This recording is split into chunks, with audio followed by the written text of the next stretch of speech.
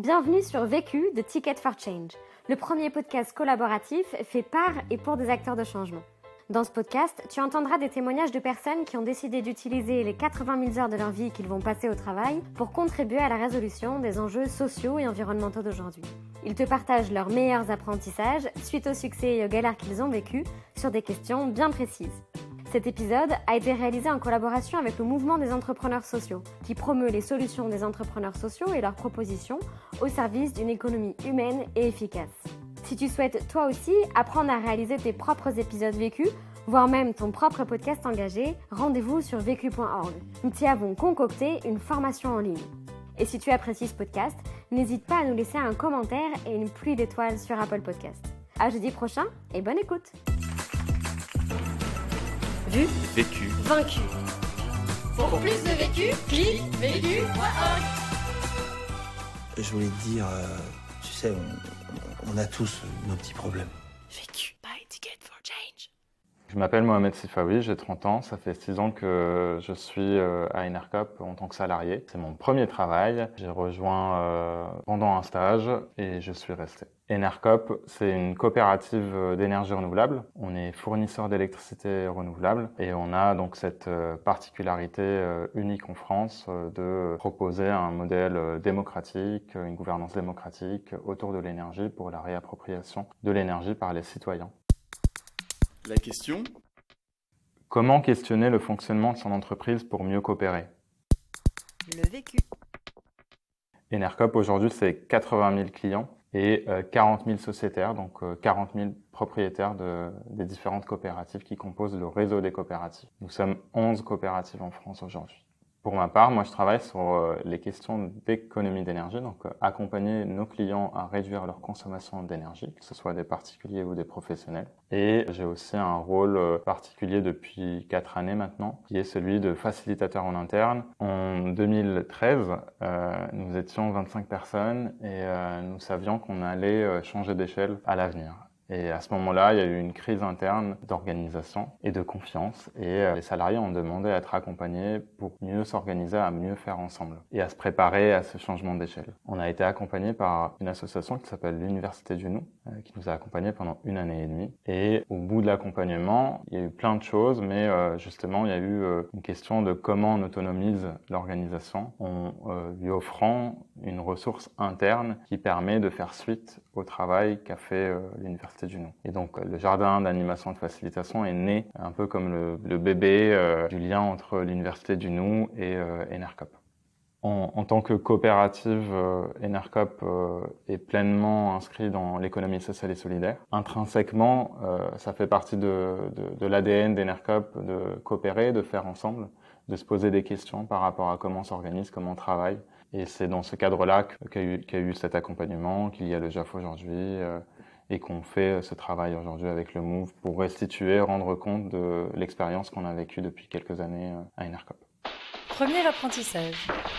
Apprentissage numéro 1, confirmer qu'il y a un problème. En 2013, un certain nombre de salariés s'est rendu compte que la grille salariale a été mise à jour sans consultation en interne des salariés.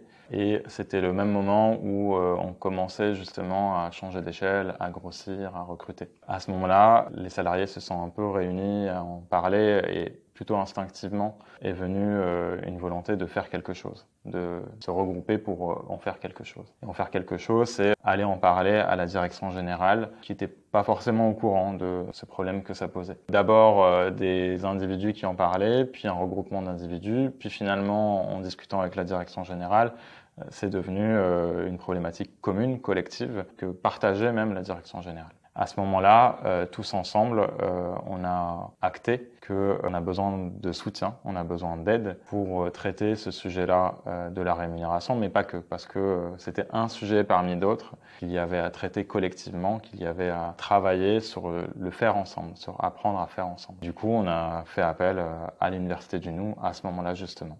Pendant le déroulé, il y a eu une création d'un cercle, le cercle de rémunération en interne, qui traitait justement la politique de rémunération en général. Et dedans, il y avait à la fois la direction générale, mais des personnes élues avec un processus d'élection sans candidat pour rejoindre ce cercle. Deuxième apprentissage. Apprentissage numéro 2, construire sa légitimité en interne pour faciliter ce questionnement. Pour ma part, étant tout jeune salarié à Enercop, ayant fini mon stage, j'étais pas mal en observation et en apprentissage de ce qui se passait autour de moi. Je voyais un peu du courage à dire ce qui ne va pas dans l'organisation et à le pointer du doigt et même à être force de proposition. Je trouvais ça très beau, ça m'a pas mal inspiré pour la suite de ma vie active et encore aujourd'hui, à considérer que je suis en quelque sorte, j'ai une responsabilité à dire ce qui ne va pas et que ça, c'est un cadeau pour l'organisation, que c'est un cadeau pour moi aussi parce que je vais pas rester avec ce sentiment-là de déception et je vais en faire quelque chose. Pendant l'accompagnement qu'on a eu par l'Université du Nou, nous avons donc fait ce constat de besoin d'internaliser la compétence, d'avoir une ressource en interne sur la facilitation, sur l'animation et des questions un peu de coopération. Moi, pendant cet accompagnement de l'Université du Nou, j'ai eu plusieurs moments un peu déclic où je me suis rendu compte que j'avais une valeur ajoutée dans un groupe, que je pouvais, même en étant participant, accompagner le groupe vers un peu là où il veut aller, tout simplement. À la fin de l'accompagnement, donc, il y a eu la création du jardin d'animation et de facilitation et il y a eu une proposition de rejoindre. Donc c'est assez naturellement et en lien avec ces déclics-là que j'ai rejoint le jardin, bien que ce soit un cadre encore à l'époque qui était flou. Ça veut dire quoi? Est-ce que du coup c'est un temps qui se rajoute sur mon temps de travail? En quoi on est légitime là-dedans pour accompagner des gens en interne? À partir du moment où on s'est construit en tant que jardin d'animation et de facilitation à 5 personnes, un des premiers chantiers, c'était justement de travailler sur nos objectifs, les moyens dont on a besoin et la légitimité à construire vis-à-vis du collectif plus large qui était Enercop. Et on a donc à la fois commencé à expérimenter des accompagnements en interne et à la fois justement travailler sur quelles sont les ressources dont on a besoin.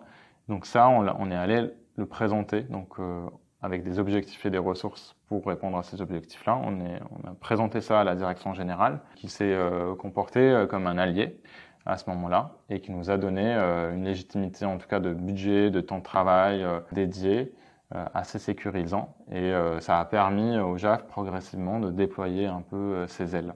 Un des objectifs clés que nous avions posé avec la direction générale, c'était de toujours monter en compétences et donc de se former. Pour ça, donc, on a demandé des ressources pour aller se former à l'externe. Ce qu'on a eu. Chaque membre aujourd'hui du JAF, les anciens, les récents, à chaque fois, il y a des formations qui sont proposées ou qu'on peut aller chercher nous-mêmes d'ailleurs pour aller se former. En tant que membre du JAF, j'ai régulièrement l'occasion d'accompagner des services, des pôles, des commissions en interne qui ont besoin de ressources externes de facilitation.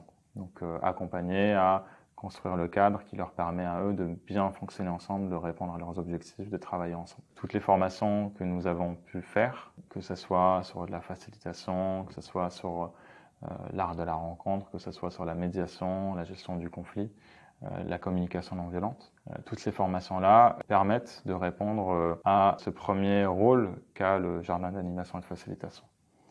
À un moment donné, dans l'histoire d'Enercop, il y a eu plusieurs conflits interpersonnels ou dans un groupe, dans une équipe. Et jusque-là, le JAF n'intervenait pas en tant que médiateur dédié. Et on s'est senti comme un devoir de dire, là, en fait, nous, on a une compétence, il y a un besoin. Est-ce qu'on peut légitimer à nouveau quelque chose avec la direction générale qui permette d'accompagner un conflit interpersonnel, un conflit entre plusieurs personnes. Et c'est ce qu'on a fait. Donc on a fait d'abord, on est parti voir la direction générale, à argumenter, à expliquer, à poser également les compétences qu'on peut mettre en face et les process qu'on peut mettre en place. Ce qui a permis de peaufiner le périmètre d'action du jardin d'animation et de facilitation, notamment sur cette question de la gestion de conflits. Troisième apprentissage. Apprentissage numéro 3, rechercher une posture neutre. Dans mon rôle dans le JAF au départ, je me sentais un peu le devoir d'apporter des solutions clés en main au groupe qui faisait appel à nous, à moi, en tant que jardin d'animation et de facilitation. À un moment donné, on a été confronté avec différents groupes à un peu des blocages, des complications même. Ça a un peu remis en question, ça a un peu chamboulé la posture du JAF et ma posture à moi en tant que facilitateur. Je me suis dit, plutôt que essayer d'appliquer des solutions en fait qui peuvent pas marcher pour tout le monde, plutôt arriver à construire, rechercher de la neutralité. Le JAF en entier a commencé à plutôt essayer de être créatif avec le groupe en question, à poser les bonnes questions, à considérer que le groupe et les membres du groupe sont de bonne foi.